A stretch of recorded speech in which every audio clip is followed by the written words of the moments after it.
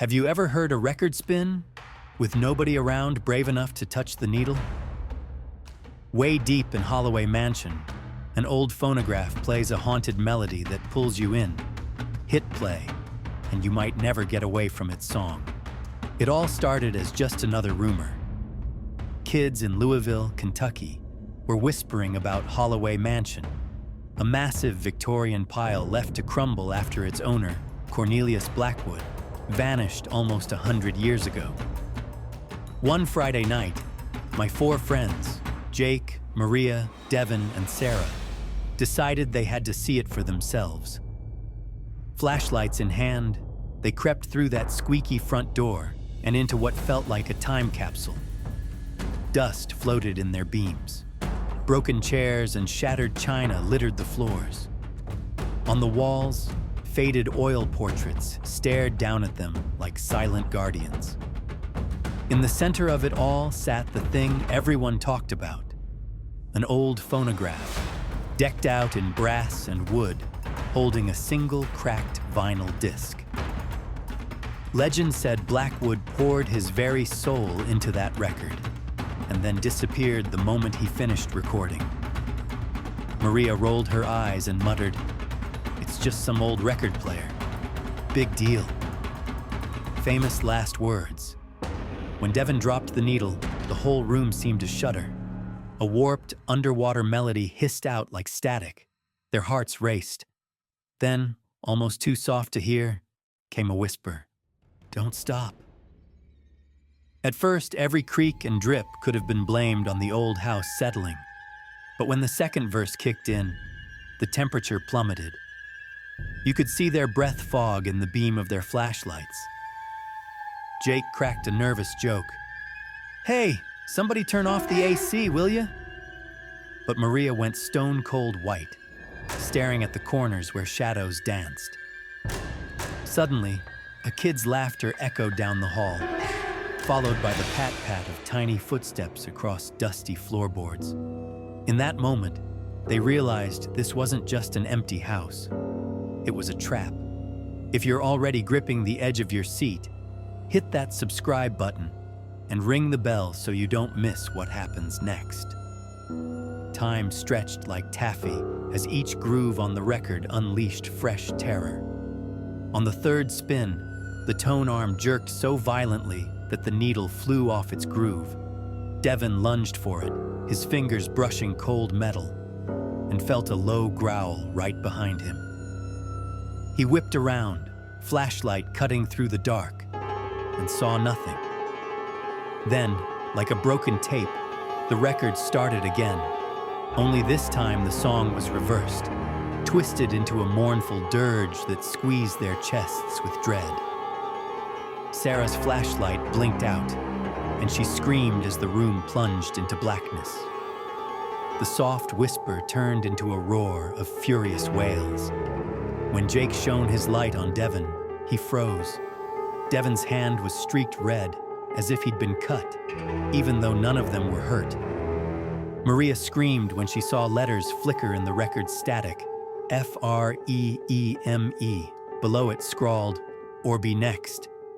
Panic took over. They bolted for the doors, only to find them slammed shut, locked by something unseen. They pounded, yelled, begged for an exit that wouldn't come. Some say fear is the strongest force in the world. Racing down a grand staircase, portraits rattled on the walls like angry spirits. Sarah tripped, and when Jake reached back to help, his fingers closed around a human finger, cold and shriveled. He yanked away with a scream, and in that scream, everything changed. They were marked. They burst into a long hall lined with broken mirrors. Every reflection stared back at them, hollow-eyed and wide-mouthed in silent terror. In one mirror, Maria's reflection stepped forward, even as she stumbled back in reality. It smiled with an impossible grin before wisping away. They tore down the corridor, hearts pounding, only to find the hallway stretching out as they ran, like the house itself wanted to keep them inside. From behind came voices, pleading, cursing, begging, "Join us, stay, die." At the top of the stairs, they found Blackwood's private study. Shelves sagged under ancient, leather-bound journals. On the desk lay one final entry, dated October 31st, 1924.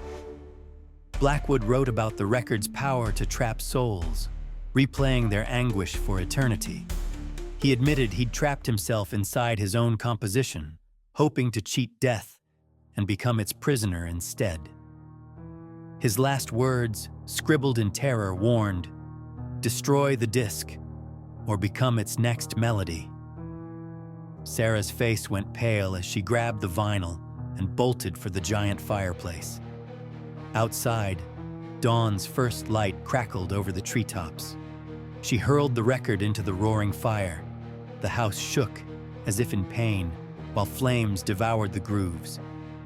For one impossible moment, a pure, mournful violin note rang out above the roar. Then, silence. Jake, Maria, Devin, and Sarah tumbled into the courtyard, gasping under the morning sky. The mansion behind them sighed into stillness. They swore never to speak of that night, but they couldn't escape it. At home, the wind would carry that lonely violin through their windows.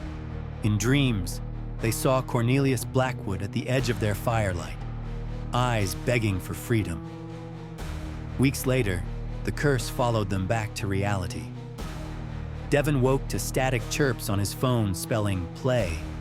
When he tried to shut it off, that warped melody seeped through the speaker. Maria found muddy footprints leading to her 10th floor apartment. Sarah's reflection sometimes lingered a beat too long in her bathroom mirror. And Jake woke up at midnight to the soft click of a record needle dropping. If you ever come across an old record player in an empty house, think twice before you wind it up. Some music is never meant to be played, some stories never meant to be told, and some spirits never meant to be challenged. Because once you hit play on the phantom record player, you just might become the next track, and that mansion will still be waiting, hungry to spin your fears into its eternal performance. Before you go, smash that like button if you felt the chill, and share this video with anyone brave enough to listen. Your support keeps these lights on, for now. So tell me, if someone dared you to step inside Holloway Mansion, would you have the guts to face the music? Drop your answer in the comments below, and whatever you do, don't press play unless you're ready to dance with the ghosts. Thanks for watching, where your fear meets the unknown and your imagination comes to life.